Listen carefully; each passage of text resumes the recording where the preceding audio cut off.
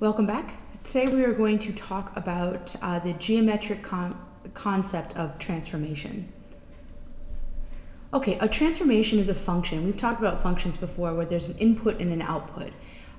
So a function's like a rule. Okay, so a transformation is a rule that describes a change in position, size, or shape of a figure. The input of a transformation is called the pre-image, so that's the thing that we start with is the pre-image. And the output or the result of the transformation is called the image. Okay. Now, today we're going to talk about transformations that are translations. So there are 4 transformations that we're going to go through in this section, or 4 particular transformations: translation, reflection, rotation, and dilation. We're going to talk about how each of them affect the figure, the size, and the orientation of the figure. But today we're going to focus on translation. But for every transformation in general, there's always what we start with, which is the pre-image, and the image is the result of the transformation. Okay, and I wanted to remind you, because we're going to talk a lot about motion. Circular motion is always described as, it's described in relation to how hands move around a clock. So if we think about the way that a clock moves, it moves, so like the second hand right here, it moves, it moves in this direction, right? So we call that direction clockwise, okay? And we abbreviate it with capital CW. Now the other direction would be called counterclockwise, and it's abbreviated CCW. Sometimes counterclockwise, in different countries, it may be called anti-clockwise or anti-clockwise, in which case it's abbreviated ACW. Okay, but those two are the same things. So counter to a way a clock moves, or anti meaning in the opposite direction of the way a clock moves. Okay, and then this is just a few points of, before we even start translation, I want to go over a couple of things that you might need to know in geometry. So you've seen geometry in 6th and 7th grade, and you may have noticed this before, but the way that we name polygons. So a polygon is a closed figure, meaning that all this, that there's no open space in between them. All the points are connected, all the vertices are connected with lines. So it's a closed figure. And when we name a polygon, we start at any vertex. So here I started with this vertex right here. Right? A vertex is the intersection of these 2 line segments here. And we start at a vertex and we name them, and we can either go counterclockwise or we can go clockwise. In this case, I went clockwise. And you want to name them with successive letters in the alphabet. So it doesn't even matter if I start at A. I don't have to start at A, but whatever letter I start at, I have to name the next vertex in order alphabetically. So I go A, B, C, D, E. So this name right here is actually just called this polygon A, B, C, D. Oops, I forgot my C. A, B, C, D, E. This is the name of the polygon. Okay. Now, so that I would just say polygon, or I'd be more particular since it's a 1, 2, 3, 4, 5-sided polygon. It could be called a pentagon, A, B, C, D, E. But what I want you to take away here is the way in which you have to name it. Now, if this didn't have names already, I could start at any vertex and I can go in the clockwise or counterclockwise direction as long as I use successive letters in the alphabet. Okay, now once a polygon's been transformed, whether it's a translation or later we're going to talk about reflections, rotations, or dilations, you need to use prime notation, which is, this is the apostrophe in English class. So for us, we call this prime in mathematics class.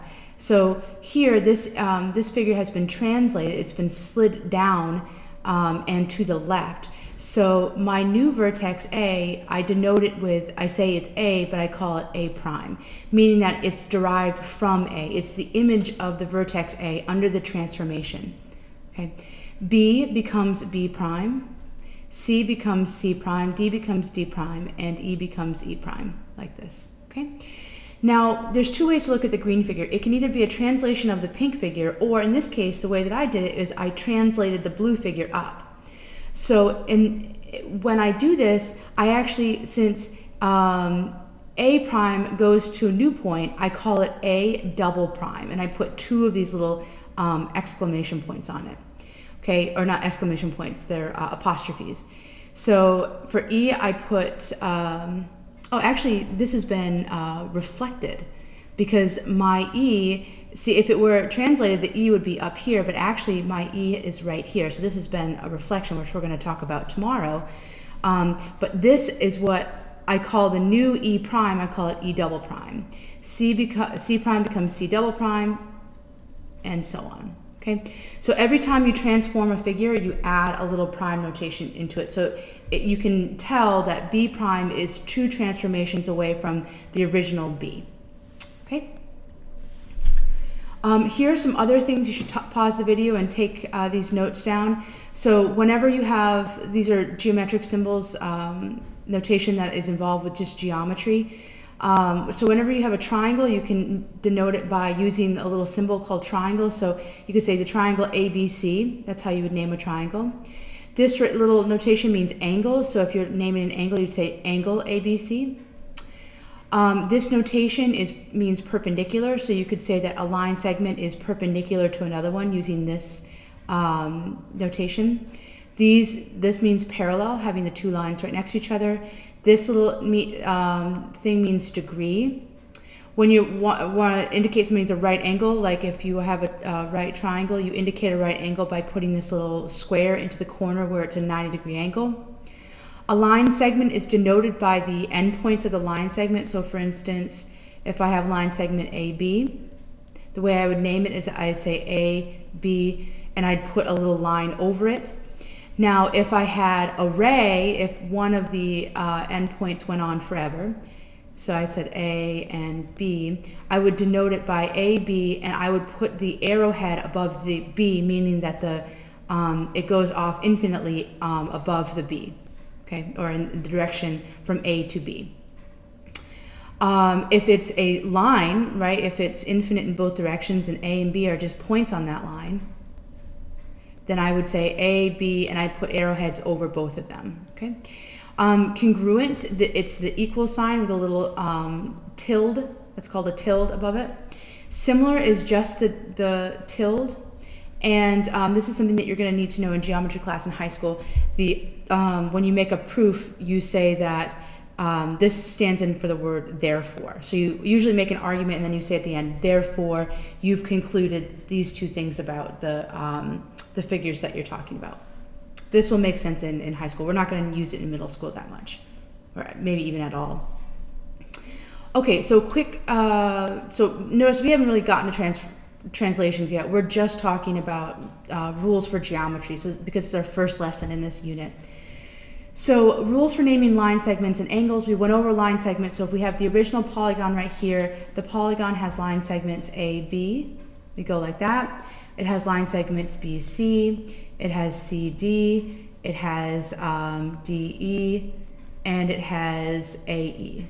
You can either say it's AE or you can say that it's EA. It doesn't matter which point you start with. In fact, we could say that line segment BC is congruent to line segment CB, right? We're using that symbol of congruent, meaning they're exactly equal in length.